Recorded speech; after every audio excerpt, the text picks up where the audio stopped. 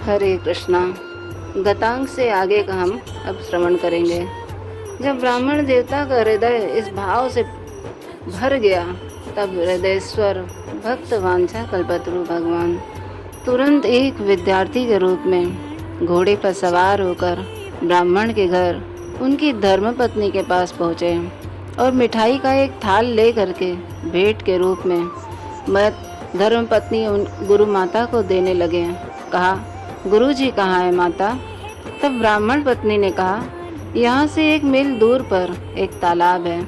वे प्रतिदिन वहाँ पर शौच स्नान करने और नित्य कर्म के लिए जाते हैं और लगभग 11 बजे लौटते हैं। अभी तो 10 बजे हैं और उनके आने में अभी 1 घंटे की देरी है।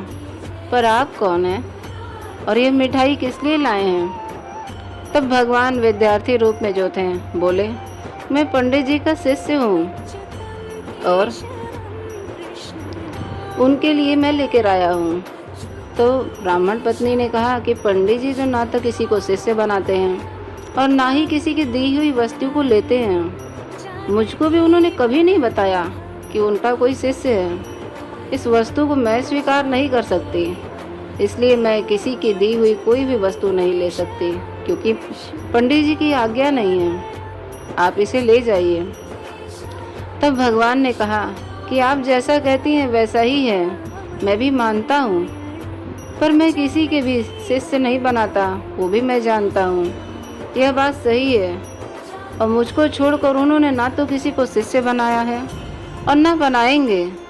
मुझ पर उनकी विशेष कृपा है और इसी से मुझको उन्होंने शिष्य माना है। केवल मैं ही एक उनका शिष्य हूँ, इसके लिए मैं आपको विश्वास दिलाता हूँ। ब्राह्मण पत्नी ने कहा, पर मैंने तो यह बात कभी नहीं सुनी।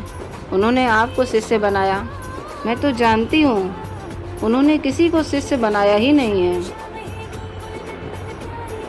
तब भगवान ने उन्हें बहुत समझाया। विद्यार्थी रूप में भगवान उन्हें हर प्रकार से समझाने की कोशिश की, पर ब्राह्मण पत्नी उन्हें स्वीकार नहीं की। वो कहती हैं, चाहे जो भी हो जाए, कैसी भी परिस्थिति आ जाए, बिना मैं अपने स्वामी की आज्ञा के इसे स्वीकार नहीं कर सकती। तब विद्यार्थी ने कहा कि अच्छा, ये थाली मैं यहीं रख कर जाता हूँ, मेरा घोड़ा भी यहीं पर रहेगा, बंधा रहेगा, मैं लौट कर पंडित जी से मिलूँगा। इस पर ब्राह्मण पत्नी ने उत्तर दिया, आप इस थाली को वापस लेके जाइए, पंडित जी के आने पर आप फिर ला सकते हैं। मैं पंडित जी की आज्ञा के बिना किसी हाल में इसे नहीं रख सकती। किंतु भगवान तो विचित्र ठहरे, वे थाली को वहीं छोड़कर चल दिए। चलते समय ब्राह्मण पत्नी ने पूछा, अपना नाम तो बता जाओ, मैं पंडित जी को क्या जवाब दूंगी? अपना नाम बता दो, जिससे पंडित जी के आने पर यह मिठाई थाली आपके घर वापस पहुंचा दी जाए। तब विद्यार्थी ने कहा, वे मुझे जानते हैं, उनकी मुझ पर महत कृपा है, क्योंकि मैं ही उनका एक शिष्य हूँ। मेरे सिवा दूसरा कोई उनका शिष्य नहीं है। आप ये कह दीजिएगा और प्रातःकाल जिसके मुंह पर आपने हड़ताल पोती थी वही शिष्य आया है, इससे वे समझ जाएंगे। इतना कहकर भगवान चले गए। भगवान के मुख की वाणी थी गीता, और भगवान ने योगक्षेम का वहन करने का वादा किया था, और वही पंडित जी ने उनकी वाणी पर स्याही से काली स्याही से उनको मिटा दिया। भगवान का जीभ जैसे कट गया हो, क्योंकि भगवान की वो वाणी है और भगवान की वाणी को काट दिया गया। 1 घंटे के बाद पंडित जी जंगल से वापस लौटते हैं और घर में प्रवेश करते देखा कि अरे, थाली मिठाई से भरी रखी है। पंडित जी कुछ उत्तेजित से हो गए और पूछा, यह मिठाई कहाँ से आई है और किसने दी है? क्यों रख के गई है कोई? ब्राह्मण पत्नी हाथ जोड़कर विनय पूर्वक उत्तर दिया कि स्वामिन, मैं नहीं रखी हूँ, एक विद्यार्थी जबरन इसे रख कर गया है। वह कहता है कि मैं गुरुजी की सेवा के लिए आया हूँ। इस पर भी मैंने स्वीकार नहीं किया, परंतु जबरन वह छोड़कर चला गया। ब्राह्मण ने कहा, तुम तो इस बात को जानती हो ना कि मैं न तो किसी का ग्रहण करता हूँ, किसी के सामान का, ना ही किसी को शिष्य बनाता हूँ और ना कभी बनाऊंगा। पत्नी ने कहा, यह सब बात सत्य है, मैंने भी उनसे यही कहा था। पंडित जी किसी को शिष्य बनाया नहीं है और ना कभी बनाएंगे। इस पर उसने मेरी बात का समर्थन करते हुए कहा कि मैं इस बात को जानता हूँ। गुरुजी ने मुझे छोड़कर किसी को अब तक शिष्य नहीं बनाया और न बनाएंगे। एकमात्र मैं ही उनका शिष्य हूँ। मुझ पर उनकी विशेष दया है, इसलिए मुझको उन्होंने स्वीकार किया है। मैं विश्वास दिलाता हूँ, यह मेरी बात सच्ची मान लीजिए। इस पर भी मैंने तो यही कहा कि मैंने यह कभी नहीं सुना कि उन्होंने आपको शिष्य बनाया है। तब गुरु पत्नी बोली कि जो भी हो, मैं उनकी आज्ञा के बिना यह भेंट नहीं रख सकती। परंतु वो रख कर चले गए। पंडित जी ने कहा, उसका नाम तो पूछना चाहिए था, जिसके उसके घर में उसकी चीज़ों को वापस लौटा दी जाए। ब्राह्मण पत्नी ने कहा, मैंने उससे पूछा था, तब उसने यह कहा कि मुझको गुरुजी जानते हैं। आज प्रातःकाल इन्होंने मेरे मुंह पर हड़ताल पोत दी है। मेरे बोली हुई वाणी पर उन्होंने लाल काले रंग की स्याही लगा दी है। मुझे इतनी ही देर में वे थोड़े भूल जाएंगे। आप कह दीजिएगा कि जिसके मुंह पर आज प्रातःकाल हड़ताल पोती थी, वही एकमात्र आपका शिष्य भेंट दे गया। बस इतना कहकर वो चला गया और कहा कि मिठाई थाली यहीं रखी है, मेरा घोड़ा भी यहीं पर बंधा हुआ है, मैं फिर आकर गुरुजी से मिल लूँगा। यह सुनते ही पंडित जी को रोमांच आया और वे गदगद वाणी में होकर के बोलने लगे, ब्राह्मणी तू धन्य है, तू धन्य है देवी, साक्षात भगवान थे वो। तुम्हारा बड़ा सौभाग्य है जो तुमने उनके साक्षात दर्शन किए। मैं अविश्वासी और हतभाग्य हूँ, इसलिए मुझको उन्होंने दर्शन नहीं दिए। मैंने एक दिन भी भूख सहन नहीं की, अधीर होकर भगवान के वचनों पर हड़ताल पोत दी। गीता स्वयं भगवान के मुख से निकली हुई है, उस पर हड़ताल पोतना सचमुच भगवान पर ही हड़ताल लगाना है। आज गीता का पाठ करते समय जब यह श्लोक आया, अनन्याश्चिन्तयन्तो मां ये जना पर्युपासते तेषां नित्याभियुक्तानां योगक्षेमं वाम्यहम्। तब मुझ अविश्वास के मन में भगवान के वचनों पर शंका हो गई। यदि सचमुच ये भगवान है और भगवान की ये वाणी होते हुए भी वे निश्चय ही मेरा योगक्षेम वहन करते हैं, यह तो छेपक है।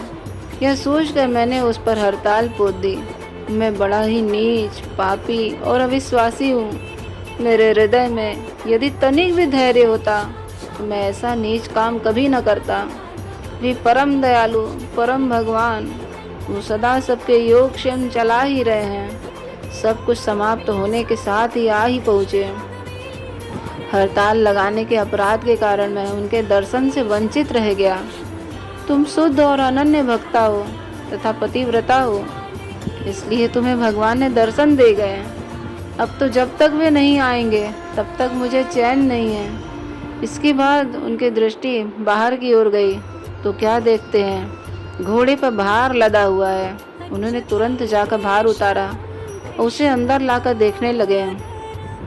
उसमें लाखों रुपए के रत्न भरे थे। ब्राह्मण यह देखकर अपने कृत्य पर पश्चाताप करने लगा।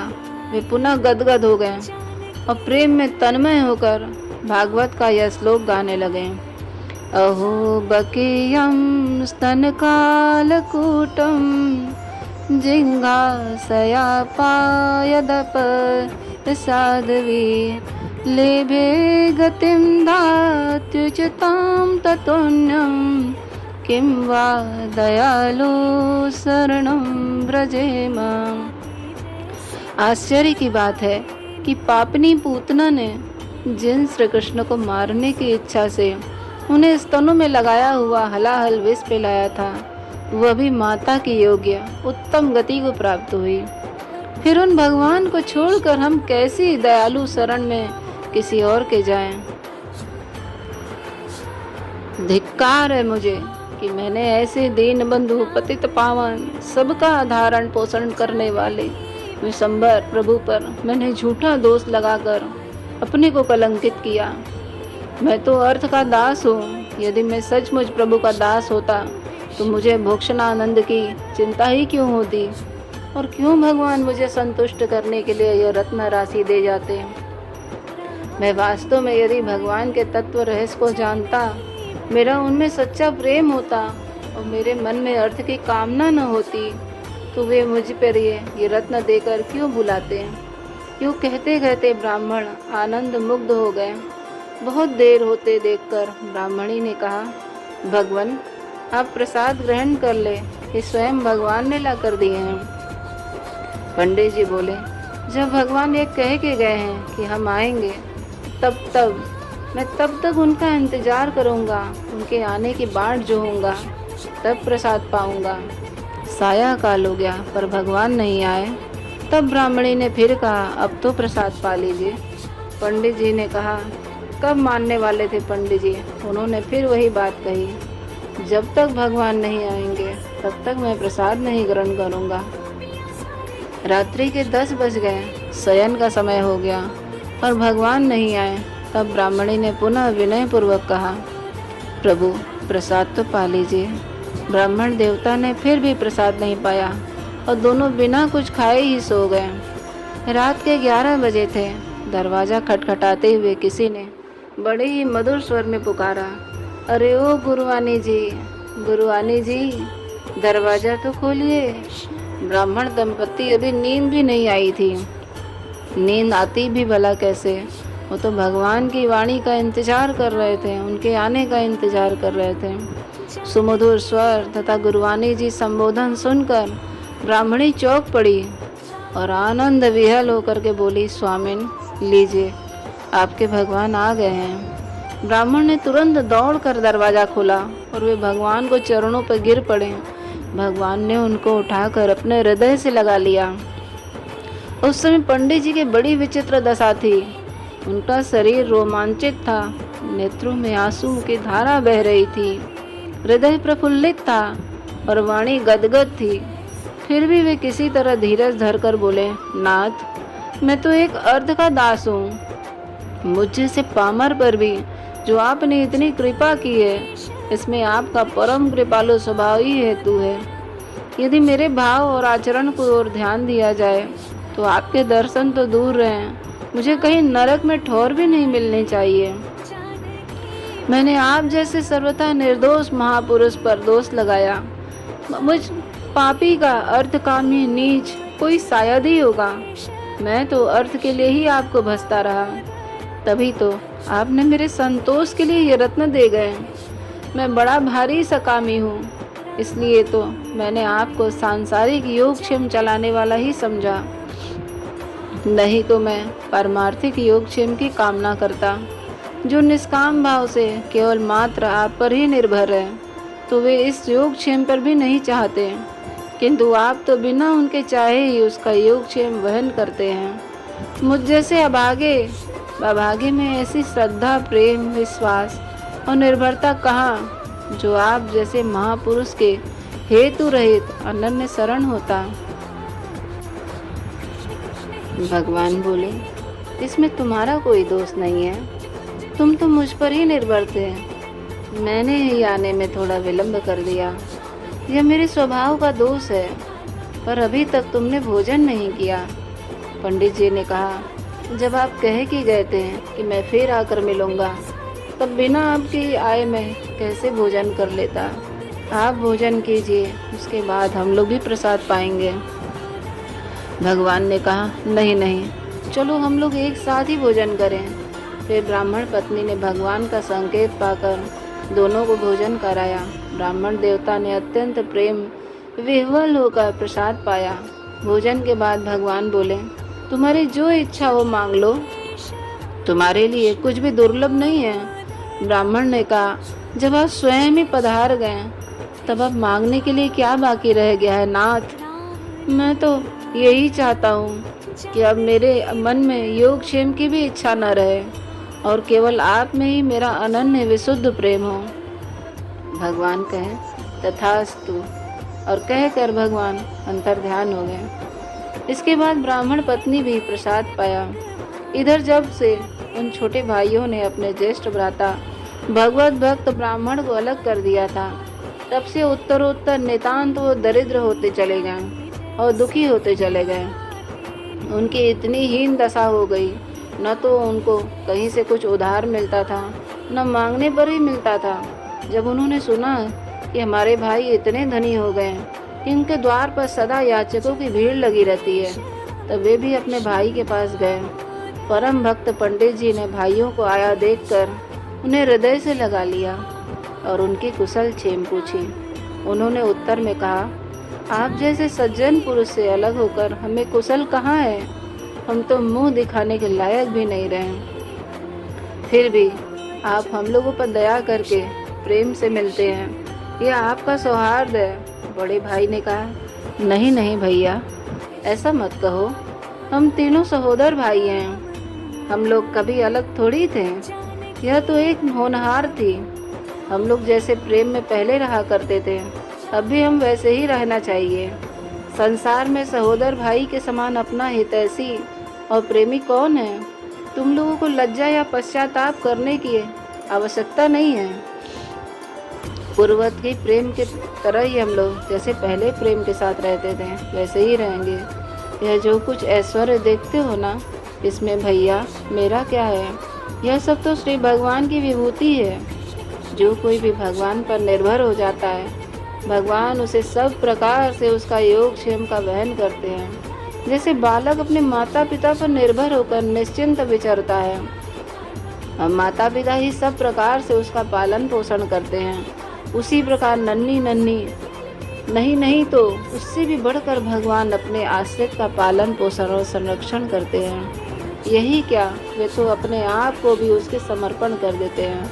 अतः तुम लोगों को अनन्याश्चिन्तयन्तो मां ये जना पर्युपासते तेषां नित्याभियुक्तानां योगक्षेमं वाम्यहम्। गीता के 9वें अध्याय का 22वां नंबर श्लोक।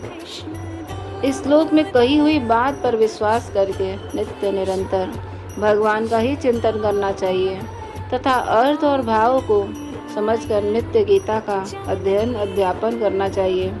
इसके बाद वे दोनों बड़े भाई के साथ में रहकर उनकी आज्ञा के अनुसार नित्य निरंतर जप, ध्यान तथा गीता का पाठ करने लगे। हम थोड़े ही समय में भगवान की भक्ति करके भगवत कृपा से भगवान को प्राप्त हो गए। हरे कृष्ण। तो इस तरह से भगवान अपने भक्तों के ऊपर इतनी कृपा करते हैं जो उनके ऊपर पूरा परवश हो जाता है, अपना सब कुछ दांव पे लगा करके भगवान के आश्रित रहता है। भगवान उसकी योग क्षेम का वहन करते हैं। पर इस कथा से हमें कभी ये अपराध नहीं करना चाहिए कि गीता के श्लोकों का हमारी कुछ मन की बात नहीं हो पा रही है, हमारी कुछ कामना नहीं पूरी हो रही है, तो हम उस गीता के श्लोक को काट दें, काले स्याही से उसके ऊपर काट करके अलग कर दें। ये अपराध हमें नहीं करना है, क्योंकि ये भगवान की वाणी है। अगर भगवान की वाणी गलत हो जाएगी तो हम कहीं के नहीं रहेंगे, क्योंकि भगवान की वाणी अमृत तुल्य है और सत्य है। इसलिए हमें ये अपराध नहीं करना चाहिए। आपको ये कथा कैसी लगी हमें ज़रूर बताइएगा। हरे कृष्ण।